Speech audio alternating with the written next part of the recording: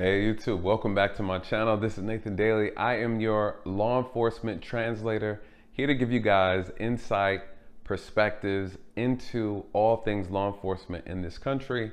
Now, with that being said, let me quickly thank my new subscribers. Welcome to the channel. If you're visiting for the first time, would love to have your support along this journey. So please hit the subscribe button, hit the notification bell, and join us on this crazy ride to the top. Our new goal is 10,000, you guys. So please, I love your support. Please share this video as well.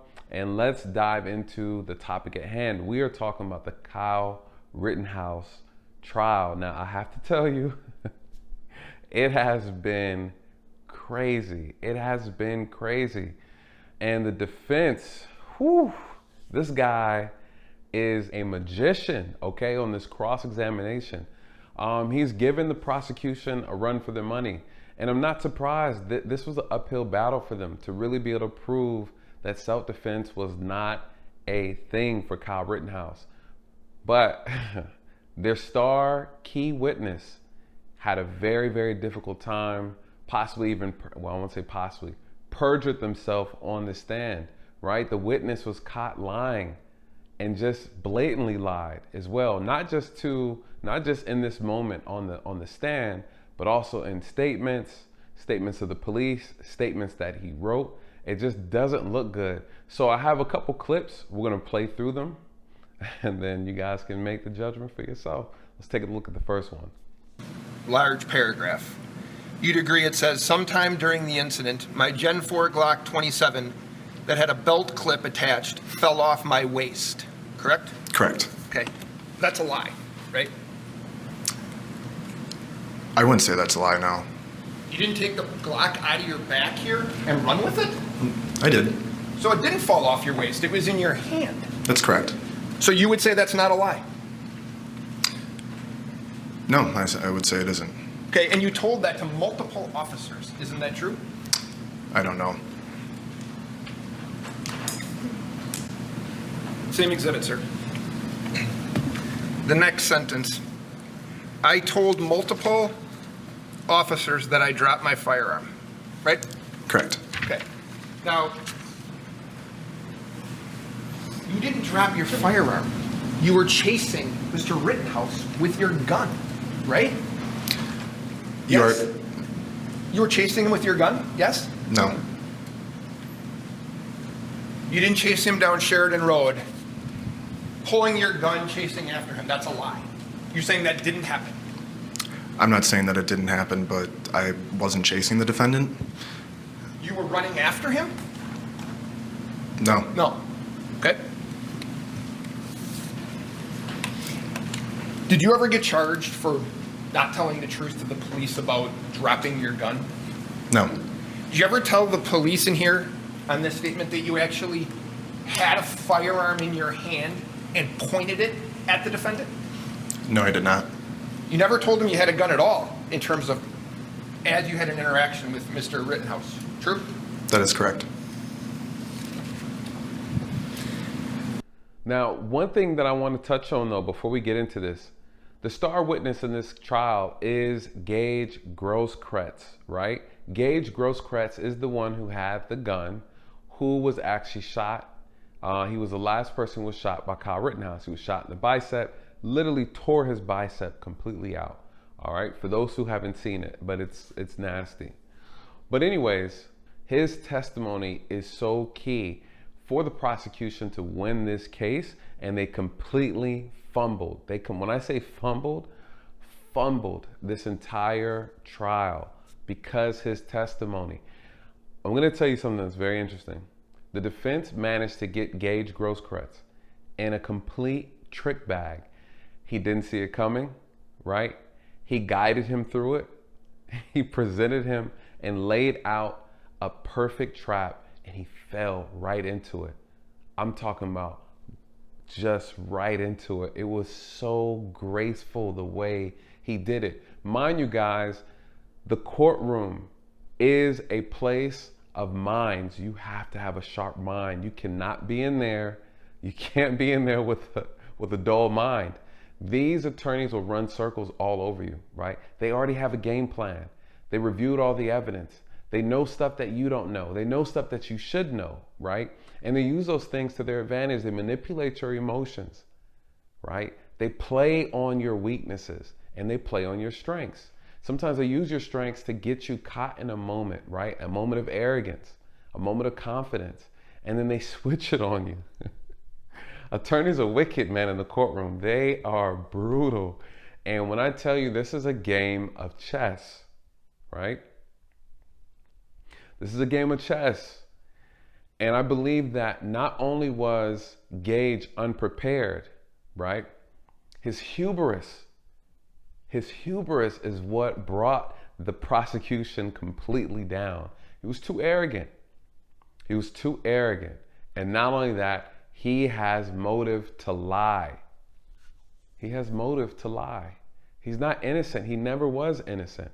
And the evidence shows that he has been lying on a lot of things. And the defense actually calls it out and points it out, completely demolishing his credibility. The man is sitting on the stand with no integrity, can't be trusted. And they just completely destroyed him. Okay, Mr. Grosskreutz, I just have a few follow-up questions here. At one point in the video that was played for you by the defense, you referred to the defendant as a boogaloo boy. What did you mean by that? I don't recall if I was referring specifically to the defendant. I think a more accurate statement would be the group of armed individuals, predominantly white males with AR-15s, in, generally speaking, some sort of, we'll say, paramilitary attire. And this was a portion of the exhibit that was played for you on cross-examination, and I just want to go back to that for a moment. Looks like the Boogaloo boys, the good old boys rolling up. Two right there. Two right there.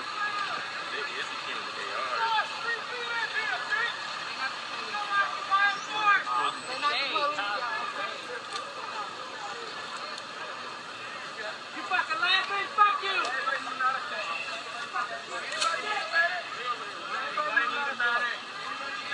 Yo, we got our own medics. You're good. You can go home. Now, here's another thing, though, I want to touch on.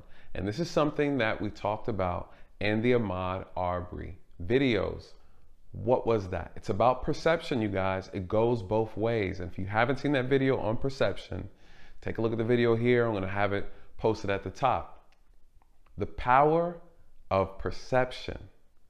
Why is this so important? Why do these cases mirror themselves, right? Kyle Rittenhouse, Ahmaud Arbery. I plan on doing a video about that, how these things, how these similarities, right? How they mirror themselves in a lot of different ways. The power of perception. Gaige had made a statement, right, on video, insinuating that Kyle Rittenhouse was a Proud Boy. For those who are not familiar who the Proud Boys are, just do some research. I won't get into it here, right? But he made a statement to claim that he is a Proud Boy, right? Shouted it out, said it out loud. There's this idea that Kyle was there for a purpose other than the purpose Kyle said he was there for, right? They catch him on video making statements, right? Insinuating that Kyle's, oh, he's here, he's carrying a gun, he's here, he's a militia group member, blase. And all the evidence they see with Kyle on video that he recorded, shows Kyle actually doing what he said he came there to do, right? Help the city, provide aid, medical aid, right?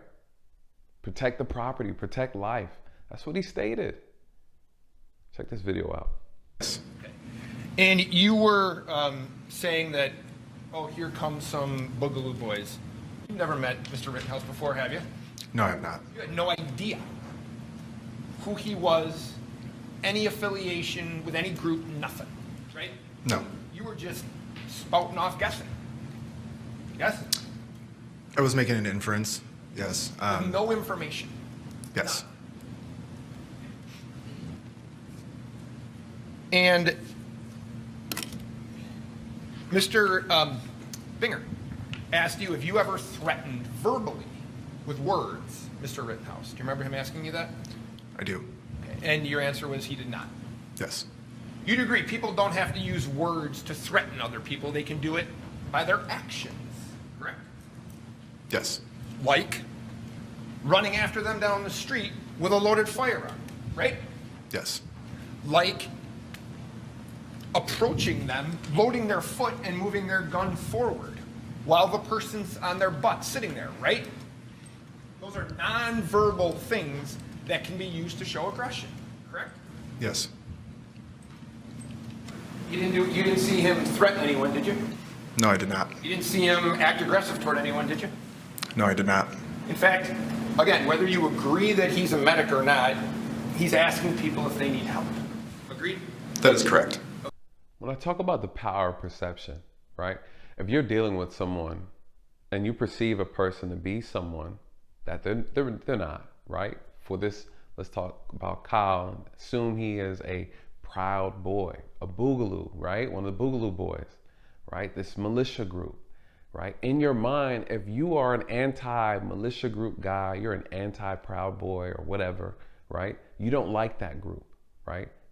You despise that group, okay? So in your mind, you have a distaste, a distrust for anyone who represents that group, right? It's no different than people who say, I can't stand Black Lives Matter and they're rioting and looting and tearing stuff up. There is a reaction you get when you feel like you come across someone who is affiliated with them. So the defense says, how do you know my client is a boogaloo boy? How do you know he's affiliated with them? He's like, he said, do you have any facts? Do you have any evidence to support that? Or did you just make that up out loud? You know?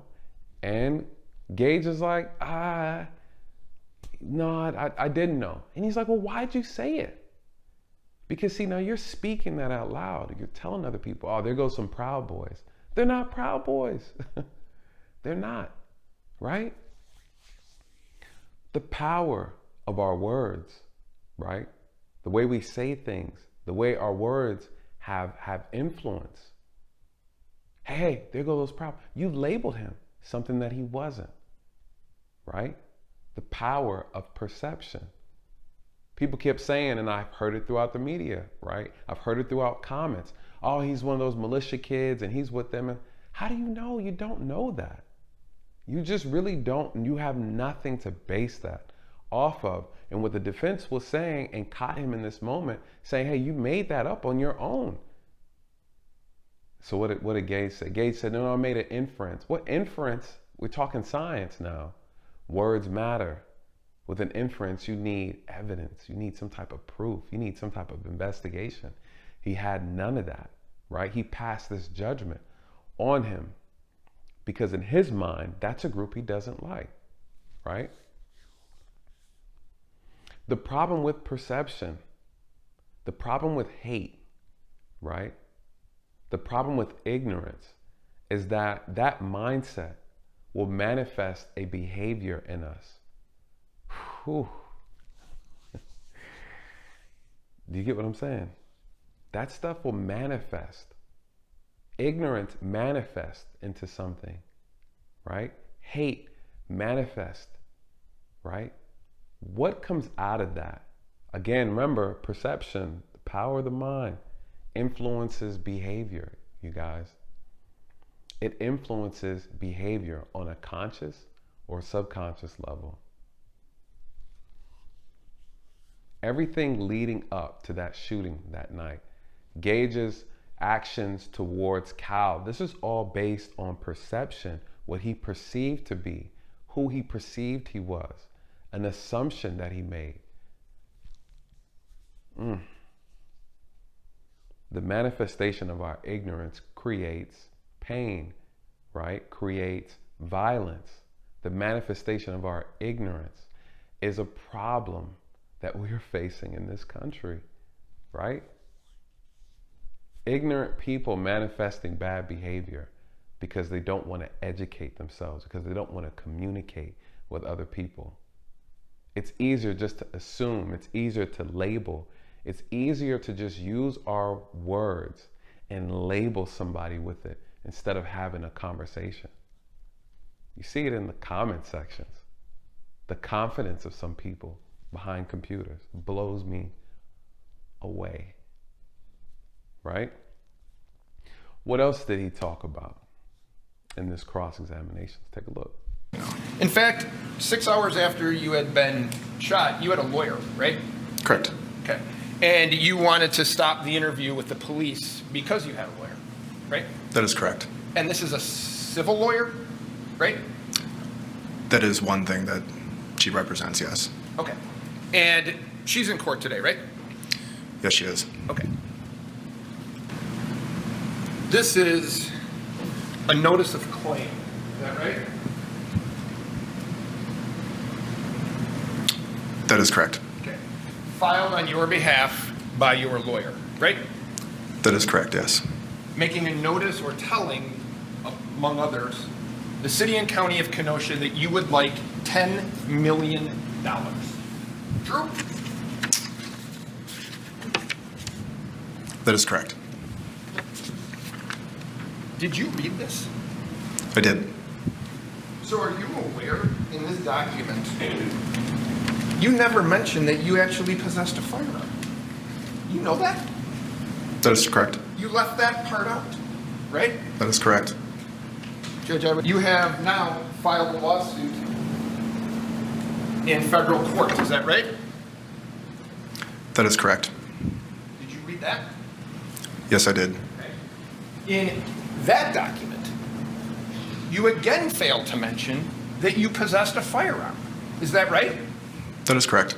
So you, in these documents that you are filing with courts, you are leaving out the fact that you had possessed a firearm when you were shot, right?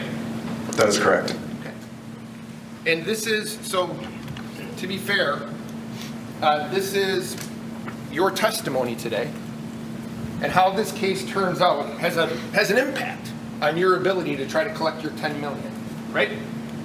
That is correct. So if he's convicted, if Mr. Rittenhouse is convicted, your chance of getting $10 million is better, right? I'm not entirely sure how that plays out. Oh, the firearm. This is why we have to be careful, right? Before, when we hear information that comes out through the news, we have to be very slow to react, right? Until you get all the facts. Why? Because here you have a gentleman here who is lying and has an ulterior motive. He has an ulterior motive. He needs Kyle to be guilty. Why? So he can collect the check, right? He's suing the city for $10 million. He lost a bicep. He's still alive. He believes that bicep is worth $10 million. My God, you guys, look at this. Man, his motive is about money. He'll rather send this kid to prison for the rest of his life so he can collect $10 million. Let me tell you something. One thing I've learned in this profession, that people will do the most craziest things for $1, right? The root of all evil, they say. The root of all evil is money. No. Not at all. It's the love for money. It's the love for it. Money itself is not evil, man. It's the love when you love it. What are you willing to do for it? Get a man convicted, lie, say that he assaulted you, saying that you were acting in self-defense and he wasn't. This gentleman got an attorney, files a lawsuit against Wisconsin, suing them for $10 million. You know the only way to really sell that and get that claim? He has to look like a victim. Gaige has to look like a victim. He has to look like Kyle was an attacker for him to get paid. And you guys are calling him a hero. No. He's a con artist, right? He's a con, you guys. If Kyle is guilty, he wins $10 million. Whew. But here's the part they're not talking about. Gaige never told the police he was armed. He never told the police he had a gun. Gaige had a gun, he had it concealed, and he didn't have a permit for it. So the defense asked him, were you ever charged for that? He said, no, I wasn't charged. I wonder why, right? You were interviewed by the police. You never told them that you had a gun, and you never told them that you drew that weapon in front of Kyle. Is it possible that that's the reason why Kyle shot you? Right? This man intentionally withheld information about him having a weapon, right? And he stated that his attorney, his civil attorney, encouraged him not to cooperate with the police. The same police who were supposed to be helping this investigation for him because he's quote unquote supposed to be the victim. He didn't cooperate, right? They wanted his phone. He didn't give it to them. They were asking him questions about where he worked, what he did for a living, how he earned his money. He did not cooperate, right? They said he was not cooperating with the police. Why? Because his cooperation would have led to his incrimination. That's why he didn't cooperate. Could you imagine if they broke into and got into his phone with a search warrant? What kind of information they would have gotten from him? Come on, man. This was such an interesting cross-examination. It was so interesting because things I've never even heard about was a thing came out. Whew. The man has motive. He has a reason to lie. $10 million on the line. What are you willing to do for $10 million? You lie on the stand? Are you willing to lie on an affidavit for $10 million? Gaige is. Whew.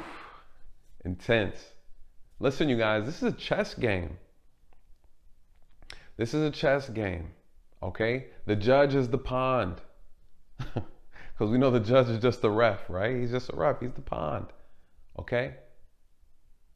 Police are the knights, right? The attorney is the bishop, right? Guess who the king is? The media. The media is king, right? And the queen are the jurors.